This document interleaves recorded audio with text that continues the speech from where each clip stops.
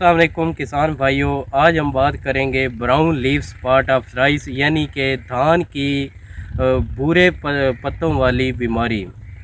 धान के पत्तों के ऊपर भूरे रंग के जो दाग बनते हैं वो किस वजह से बनते हैं किसान भाइयों? ये एक फफूंदी वाली बीमारी है। ये फंगस की वजह से फैलती है। ये जो बीमारी है धान की फसल के किसी भी स्टेज के ऊपर धान के ऊपर अटैक कर सकती है। यानी ये आपने जब नर्सरी लगाई है तो नर्सरी के ऊपर भी अटैक कर सकती है। जब आपकी फसल जो है फाइनल स्टेज यानी मुंजर वाली स्टेज से निकल रही होती है या गोब की हालत में होती है, उस वक्त ये आपकी फसल के ऊपर अटैक कर सकती है।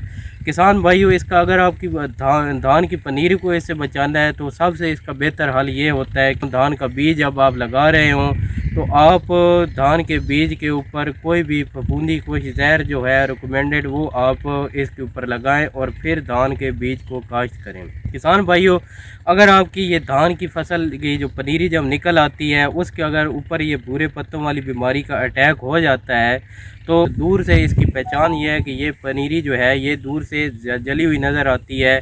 अगर थोड़ा सा अटैक हो तो शुरू वाले दिनों में धान के पत्तों के ऊपर ये छोटे छोटे बिल्कुल पिन हेड की तरह निशान बनते हैं। आहिस्ता आहिस्ता ये निशान जो हैं ये बड़े होते जाते हैं और ये गोल रिंग की तरह बनते जाते हैं। किसान भाइयों, अगर बात की जाए ये अगर लेट स्टेज के ऊपर ये जब बीमारी आती है, जब ये फसल गोब की हालत में होती है तो उस वक्त भी ये पत्तों के ऊपर आ सकती है। तो उस वक्त भी बिल्कुल ऐसे ही ये भूरे रंग के धब्बे पहले बनेंगे और उसके बाद ये जो हैं ये भूरे धब्बे जो हैं आहिस्ता आहिस्ता बढ़ना शुरू हो जाएंगे और आपकी फसल को ये नुकसान पहुंचा सकती है। किसान भाइयों, अगर ये बात की जाए इसके नुकसान की तो ये अगर टाइमली कंट्रोल ना की जाए तो ये आपकी फसल को 80% तक जो है नुकसान पहुंचा सकती है, यानी कि 80% पैदावार को कम कर सकती है। किसान भाइयों, बात की जाए अगर धान की फसल के ऊपर ये बीमारी जब मुंजर निकलने के बाद आ जाए तो ये क्या करती है कि ये पत्ते के ऊपर जब अटैक करती है, पत्ता जो है थोड़ा सा इसके ऊपर पहले दाग धब्बे बनना शुरू हो जाते हैं, फिर ये धब्बे आहिस्ता आहिस्ता बढ़ते हैं और इसका जो पत्ता है वो थोड़ा सा सूख जाता है, जिसकी वजह से जो क्लोरोफिल है उसके अंदर वो क्लोरोफिल कंटेंट जो होता है यानी सब्ज़ मादा जो कि खुराक तैयार करता है वो कम हो जाता है। फोटोसिंथेसिस प्रॉपर तरीके से नहीं हो सकती।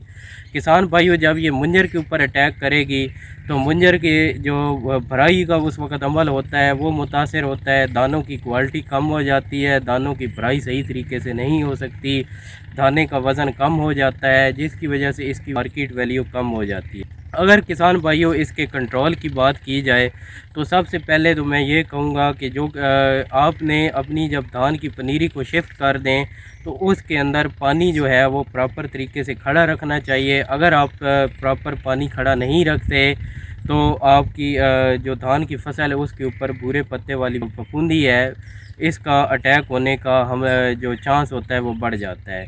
इसके अलावा अगर किसान भाइयों आप जो एक रिकमेंडेड डोज़ होती है यूरिया की, अगर वो आप यूरिया को एक हद से ज़्यादा इस्तेमाल करते हैं तो वो इससे भी इसकी बीमारी के आने के चांसेस बढ़ जाते हैं।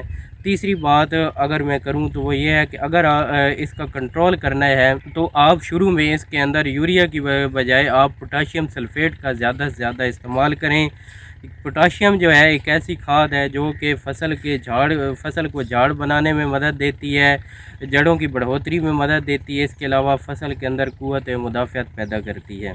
किसान भाइयों, अगर केमिकल कंट्रोल की बात की जाए यानी कि आपकी फसल के ऊपर अब ये बीमारी तो आ चुकी है, अब इसका कोई ना कोई हल तो हमने निकालना है।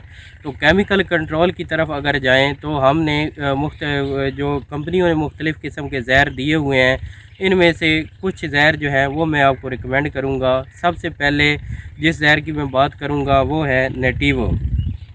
तो नेटिवो के अंदर नेटिवो एक ऐसा ज़हर है जिसने आज के टाइम में मैदान मारा हुआ है। ये सबसे अच्छा ज़हर है। एक तो इसके दो फंक्शन होते हैं, एक तो यानी कि ये धान के पत्तों के ऊपर प्रोटेक्टिव किस्म की एक तह बना देती है जिसकी वजह से इसके ऊपर फंगस अटैक नहीं कर सकती।